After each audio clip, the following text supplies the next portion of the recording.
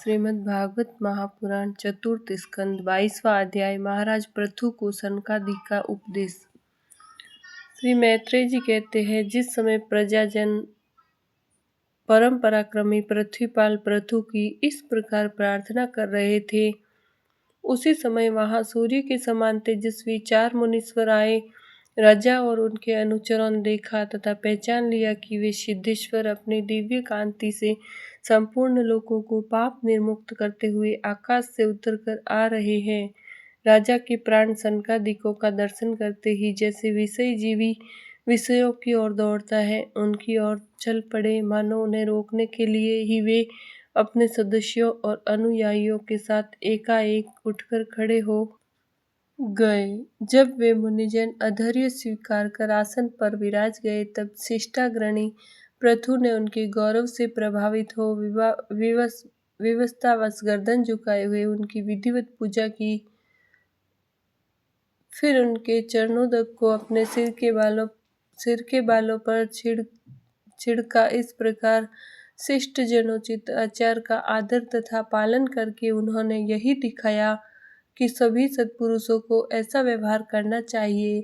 सनकादि मुनीश्वर भगवान शंकर के भी अग्रज हैं।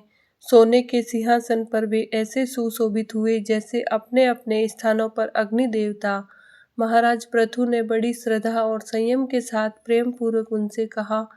पृथु जी ने कहा, मंगल मूर्ति मुनीश्वरों, आपके दर्शन तो योगियों को भी दुर्लभ है। मुझसे ऐसा क्या पुण्य बना है जिससे स्वतः आपका दर्शन प्राप्त हुआ, जिस पर ब्राह्मण अथवा अनुचरों के सहित श्री शंकर या विष्णु भगवान प्रसन्न हो, उसके लिए इहलोक और परलोक में कौन सी वस्तु दुर्लभ है। इस दृश्य प्रपंच के कारण महतत्व आदि यद्यपि सर्वगत है, तो भी वे सर्वसाक्षी आत्मा को नहीं देख सकते। इसी प्रकार यद्यपि आप समस्त लोकों में विचरते रहते हैं, तो भी लोकाधिकारी लोग आपको देख नहीं पाते। जिनके वश में आप जैसे पूज्य पुरुष उनके जल, तृण, पृथ्वी, गृहस्वामी अथवा सेवक आदि किसी अन्य पदार्थ को स्वीकार कर लेते हैं, वे गृहस्थ धनहीन होने पर भी धन्य हैं। जिन घरों में कभी भगवत भक्तों के परम पवित्र चरणोदक के छींटे नहीं पड़े, वे सब प्रकार रिद्धि सिद्धियों से भरे होने पर भी ऐसे वृक्षों के समान हैं कि जिन पर सांप रहते हैं। मुनीश्वरों, आपका स्वागत है। लोग तो बाल्यावस्था से ही मुमुक्षुओं के मार्ग का अनुसरण करते हुए एकाग्र चित्त से ब्रह्मचर्य आदि महान व्रतों की बड़ी श्रद्धा पूर्वक आचरण कर रहे हैं। स्वामियों, हम लोग अपने कर्मों के वशीभूत होकर विपत्तियों के क्षेत्र रूप इस संसार में पड़े हुए केवल इंद्रियों संबंधी भोगों को ही परम पुरुषार्थ मान रहे हैं। सो क्या हमारा निस्तार का भी कोई उपाय है? आप लोगों से कुशल प्रश्न करना उचित नहीं है, क्योंकि आप निरंतर आत्मा में ही भ्रमण करते हैं। आप में यह कुशल है और यह अकुशल है, इस प्रकार की वृत्तियां कभी होती ही नहीं। आप संसारानल से संतप्त जीवों के परम सुहृदय है। इसलिए आप में विश्वास करके मैं यह पूछना चाहता हूँ कि इस संसार में मनुष्य का किस प्रकार सुगमता से कल्याण हो सकता है। यह निश्चय है कि जो आत्मवान धीर पुरुषों में आत्मा रूप से प्रकाशित होती है और उपासकों के हृदय में अपने स्वरूप को प्रकट करने वाले हैं, वे अजन्मा भगवान नारायण ही अपने भक्तों पर कृपा करने के लिए आप जैसे सिद्ध पुरुषों के रूप में इस पृथ्वी पर विचरा करते हैं। श्री मैत्रेय जी कहते हैं, राजा पृथु के ये युक्तियुक्त, गंभीर, परिमित और मधुर वचन सुनकर श्री सनत कुमार जी बड़े प्रसन्न हुए और कुछ मुस्कुराते हुए कहने लगे। श्री सनत कुमार जी ने कहा, महाराज, आपने सब कुछ जानते हुए भी समस्त प्राणियों के कल्याण की दृष्टि से बड़ी अच्छी बात पूछी है। सच है, साधु पुरुषों की बुद्धि ऐसा ही हुआ करती है। सत्पुरुषों का समागम श्रोता और वक्ता दोनों को ही अभिमत होता है, क्योंकि उनके प्रश्नोत्तर सभी का कल्याण करते हैं।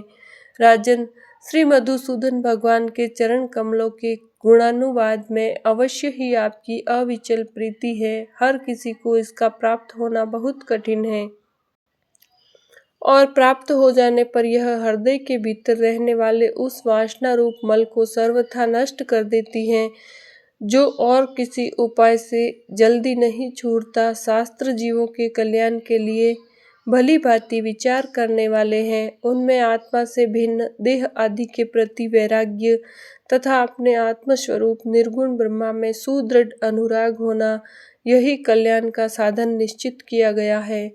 शास्त्रों का यह भी कहना है कि गुरु और शास्त्र के वचनों में विश्वास रखने से, भगवत धर्मों का आचरण करने से, तत्व जिज्ञासा से, ज्ञानियों की निष्ठा से, योगेश्वर श्री हरि की उपासना से, नित्य प्रति पुण्य कीर्ति श्री भगवान की पावन कथाओं को सुनने से, जो लोग धन और इंद्रियों के भोगों में ही रत हैं, उनकी गोष्ठी में प्रेम न रखने से, उन्हें प्रिय लगने वाले पदार्थों का आसक्ति पूर्वक संग्रह न करने से,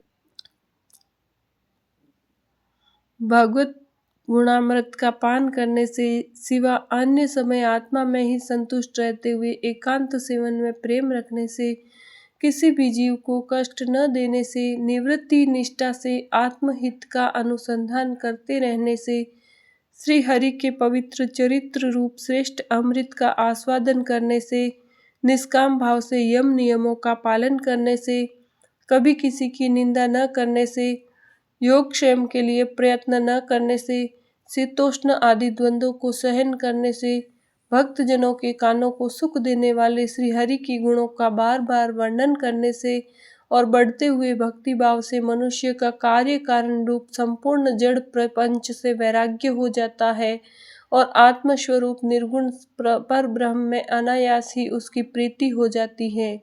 पर ब्रह्म में सुदृढ़ प्रीति हो जाने पर पुरुष सद्गुरु की शरण लेता है। फिर ज्ञान और वैराग्य के प्रबल वेग के कारण वासना शून्य हुए अपने अविद्या आदि 5 प्रकार के कलेशों से युक्त अहंकारात्मक अपने लिंग शरीर को वह उसी प्रकार भस्म कर देता है जैसे अग्नि लकड़ी से प्रकट होकर फिर उसी को जला डालती है। इस प्रकार लिंग देह का नाश हो जाने पर वह उसके कर्तव्य आदि सभी गुणों से मुक्त हो जाता है। फिर तो जैसे सपन अवस्था में तरह तरह के पदार्थ देखने पर भी उससे जाग पड़ने पर उनमें से कोई चीज दिखाई नहीं देती, उसी प्रकार वह पुरुष शरीर के बाहर दिखाई देने वाले घटपट आदि और भीतर अनुभव होने वाले सुख दुख आदि को भी नहीं देख सकता। इस स्थिति के प्राप्त होने से पहले ये पदार्थ ही जीवात्मा और परमात्मा के बीच में रहकर उनका भेद कर रहे थे। जब तक अंतःकरण रूप उपाधि रहती है तभी तक पुरुष को जीवात्मा, इंद्रियों के विषय और इन दोनों के संबंध कराने वाले अहंकार का अनुभव होता है, इसके बाद नहीं। बाह्य जगत में भी देखा जाता है कि जल, दर्पण आदि निमित्तों के रहने पर ही अपने बिंब और प्रतिबिंब का भेद दिखाई देता है, अन्य समय नहीं। जो लोग विषय चिंतन में लगे रहते हैं उनकी इंद्रियां विषयों में फंस जाती है तथा मन को भी उन्हीं की ओर खींच ले जाती हैं। फिर तो जैसे जलाशय के तीर पर उगे हुए कुश आदि अपनी जड़ों से उसका जल खींचते रहते हैं, उसी प्रकार वह इंद्रियासक्त मंद बुद्धि की विचार शक्ति को क्रमशः हर लेता है। विचार शक्ति के नष्ट हो जाने पर पूर्वापर की स्मृति जाती रहती है और स्मृति का नाश हो जाने पर ज्ञान नहीं रहता। इस ज्ञान के नाश को ही पंडित जन अपने आप अपना नाश करना कहते हैं, जिसके उद्देश्य से अन्य सब पदार्थों में प्रियता का बोध होता है। उस आत्मा का अपने द्वारा ही नाश हो जाने से जो स्वार्थ हानि होती है उससे बचकर लोक में जीव की और कोई हानि नहीं है। धन और इंद्रियों के विषयों का चिंतन करना मनुष्य के सभी पुरुषार्थ का नाश करने वाला है, क्योंकि इनकी चिंता से वह ज्ञान और विज्ञान से भ्रष्ट होकर वृक्ष आदि स्थावर योनियों में जन्म पाता है। इसलिए जिसे अज्ञान अंधकार से पार होने की इच्छा हो उसी पुरुष को विषयों में आसक्ति कभी नहीं करनी चाहिए, क्योंकि यह धर्म, कर्म, काम और मोक्ष की प्राप्ति में बड़े बाधक हैं। इन चार पुरुषार्थों में भी सबसे श्रेष्ठ मोक्ष ही माना जाता है, क्योंकि अन्य तीन पुरुषार्थों में सर्वदा काल का भय लगा रहता है। प्रकृति में गुण क्षेम होने के बाद जितने भी उत्तम और अधम भाव हैं, पदार्थ प्रकट हुए हैं, उनमें कुशल से रह सके ऐसा कोई भी नहीं है। काल भगवान उन सभी के कुशलों को कुचलते रहते हैं। अतः राजन, जो श्री भगवान देह, इंद्रिय, प्राण, बुद्धि और अहंकार से आवृत सभी स्थावर जंगम प्राणियों के हृदयों में जीव के नियामक अंतर्यामी आत्म रूप से सर्वत्र साक्षात प्रकाशित हो रहे हैं, उन्हें तुम वह मैं ही हूँ ऐसा जानो। जिस प्रकार माला का ज्ञान हो जाने पर उसमें सर्प बुद्धि नहीं रहती, उसी प्रकार विवेक होने पर जिसका कहीं पता नहीं लगता, ऐसा यह मायामय प्रपंच जिसमें कार्य कारण रूप से प्रतीत हो रहा है और जो स्वयं कर्म फल कलुषित प्रकृति से परे है, उस नित्य मुक्त निर्मल और ज्ञान स्वरूप परमात्मा को मैं प्राप्त हो रहा हूँ। संत महात्मा जिनके चरण कमलों में अंगुली दल की छिटकती हुई छटा का स्मरण करके अहंकार रूप हृदय ग्रंथि को जो कर्मों में ग्रसित है, इस प्रकार छिन्न भिन्न कर डालते हैं कि समस्त इंद्रियों का प्रत्याहार करके अपने अंतःकरण को निर्विषय करने वाले सन्यासी भी वैसा नहीं कर पाते। तुम उन सर्वाश्रय भगवान वासुदेव का भजन करो।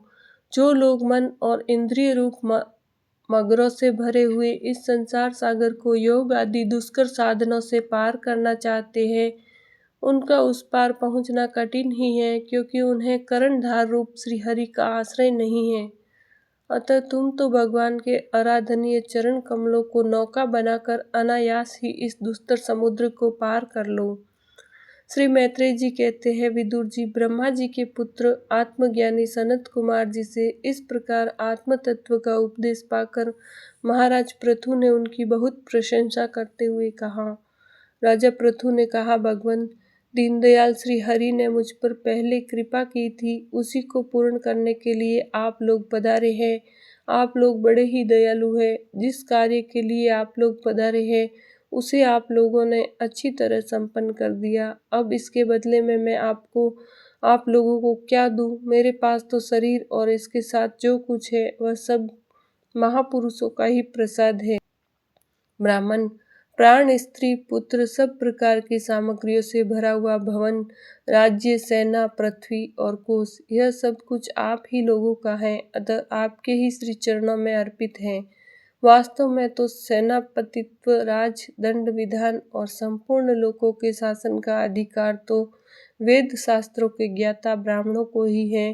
ब्राह्मण, आप अपना ही खाता है, अपना ही पहनता है और अपनी ही वस्तु दान देता है। दूसरे क्षत्रिय आदि तो उसी की कृपा से अन्न खाने को पाते हैं। आप लोग वेद के पारंगमी हैं। आपने आध्यात्म तत्व का विचार करके हमें निश्चित रूप से समझा दिया है कि भगवान के प्रति इस प्रकार की अभेद भक्ति ही उनकी उपलब्धि का प्रधान साधन है। आप लोग परम कृपालु हैं, अतः अपने इस दिनोदार रूप कर्म से ही सर्वदा संतुष्ट रहें। आपके इस उपकार का बदला कोई क्या दे सकता है? इसके लिए प्रयत्न करना भी अपनी हंसी कराना ही है। श्री मैत्रेय जी कहते हैं, विदुर जी, फिर आदिराज पृथु ने आत्मज्ञानियों में श्रेष्ठ सनकादि की पूजा की और वे उनके शील की प्रशंसा करते हुए सब लोगों के सामने ही आकाश मार्ग से चले गए। महात्माओं में अग्रगण्य महाराज पृथु उनसे आत्मोपदेश पाकर चित्त की एकाग्रता से आत्मा में ही स्थित रहने के कारण अपने को कृतकृत्य सा अनुभव करने लगे। वे ब्रह्मार्पण बुद्धि से समय, स्थान, शक्ति, न्याय और धन के अनुसार सभी कर्म करते थे। इस प्रकार एकाग्र चित्त से समस्त कर्मों का फल परमात्मा को अर्पण करके आत्मा को कर्मों का साक्षी प्रकृति से अतीत देखने के कारण वे सर्वथा निर्लिप्त रहे। जिस प्रकार सूर्य देव सर्वत्र प्रकाश करने पर भी वस्तुओं के गुण दोष से निर्लेप रहते हैं, उसी प्रकार सार्वभौम साम्राज्य लक्ष्मी से संपन्न और गृहस्थाश्रम में रहते हुए भी अहंकार शून्य होने के कारण वे इंद्रियों के विषयों में आसक्त नहीं हुए। इस प्रकार आत्मनिष्ठा में स्थित होकर सभी कर्तव्य कर्मों का यथोचित रीति से अनुष्ठान करते हुए उन्होंने अपनी भार्या अर्ची के गर्भ से अपने अनुरूप 5 पुत्र उत्पन्न किए। उनके नाम विजितास्व, धूम्रकेश, हर्यक्ष, द्रविण और वृक्क थे। महाराज पृथु भगवान के अंश थे। वे समय समय पर जब जब आवश्यक होता था जगत के प्राणियों की रक्षा के लिए अकेले ही समस्त लोकपालों के गुण धारण कर लिया करते थे। अपने उदार मन, प्रिय और हितकर वचन, मनोहर मूर्ति और सौम्य गुणों के द्वारा प्रजा का रंजन करते रहने से दूसरे चंद्रमा के समान उनका राजा यह नाम सार्थक हुआ। सूर्य जिस प्रकार गर्मी में पृथ्वी का जल खींचकर वर्षा काल में उसे पुनः पृथ्वी पर वर्षा देता है तथा अपनी किरणों से सबको ताप पहुंचाता है, उसी प्रकार वे कर रूप से प्रजा का धन लेकर उसे दुष्काल आदि के समय मुक्त हस्त से प्रजा के हित में लगा लेते थे तथा सब पर अपना प्रभाव जमाए रखते थे। वे तेज में अग्नि के समान दुर्धर्ष, इंद्र के समान अजय, पृथ्वी के समान क्षमाशील और स्वर्ग के समान मनुष्यों की समस्त कामनाएं पूर्ण करने वाले थे। समय समय पर प्रजाजनों को तृप्त करने के लिए वे मेघ के समान उनके अभीष्ट अर्थों को खुले हाथ से लुटाते रहते थे। वे समुद्र के समान गंभीर और पर्वतराज सुमेरु के समान धैर्यवान भी थे। महाराज पृथु दुष्टों के दमन करने में यमराज के समान, आश्चर्यपूर्ण वस्तुओं के संग्रह में हिमालय के समान, कोष की समृद्धि करने में कुबेर के समान और धन को छिपाने में वरुण के समान थे। शारीरिक बल, इंद्रियों की पटुता तथा पराक्रम में सर्वत्र गतिशील वायु के समान और तेज की असह्यता में भगवान शंकर के समान थे। सौंदर्य में कामदेव के समान, उत्साह में सिंह के समान, वात्सल्य में मनु के समान और मनुष्यों के आधिपत्य सर्वसमर्थ ब्रह्मा जी के समान थे। ब्रह्म विचार में बृहस्पति, इंद्रिय जय में साक्षात श्री हरि तथा गौ, ब्राह्मण, गुरुजन एवं भगवत भक्तों की भक्ति, लज्जा, विनय, शील एवं परोपकार आदि गुणों में अपने ही समान अनुपम थे। लोग त्रिलोकी के में सर्वत्र उच्च स्वर से उनकी कीर्ति का गान करते थे। इससे वे स्त्रियों तक के कानों में वैसे ही प्रवेश पाए हुए थे जैसे सत्पुरुषों के हृदय में श्री राम। बोली श्री कृष्णचंद्र भगवान की जय।